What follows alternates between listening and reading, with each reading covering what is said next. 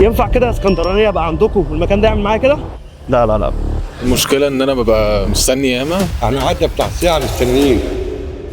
المكان ده الزحمه بتاعته استفزتني قوي ان اشوف ايه اللي بيعمله عشان الناس تقف كل ده. المكان كبابجي الوحش فرع محطه الرمل، وبعد انتظار ساعه الا ربع تعال اقول لكم الاكل جامد ولا عادي واي كلام. نبتدي بقى بالشورت ريبس، ناخد بقى حته لحمه كده، لا حرفيا مستويه قوي قوي قوي. ده بقى رز معمر، هو مخدوم بطريقه فظيعه. ده بقى طاجن برام مفتري، صوص تقيل كده فاهم، جامد الصراحه قوي. جبت ربع كباب وكفته وستيك، وعندهم ربع نيفه كده جبته قال لي برده جامد. فزي ما انتم شايفين اللحمه دايبه كده، ولا الاول لما بشوف كباب مستوي حلو قوي. قلت اشوف السندوتشات بتاعتهم، جبت واحد كفته وواحد طرب. صراحه ساندوتش حجم كبير، عيش فريش. واللي عرفته بقى ان العيش بتاعهم بيتخبز اول باول من اجمد فرن عندهم في اسكندريه. فوق نمره واحد. يبقى تحفه وتسلم اليوم بجد. ألذ الاكلات اللي ممكن تاكلها في اسكندريه بصراحه. من الاخر كبابجي الوحش يستاهل الصراحه ان انا اقعد شويه عشان اكل الطعم ده واتبسط كده. لا المكان ده فعلا يستاهل سيف وشير ومنشن لصاحبك، وافضل اقول لك كل فيديو ان شاء الله حاجه بتدعم القضيه. الدعاء نبطل نجيب من اللي ما يتسموش. سلام.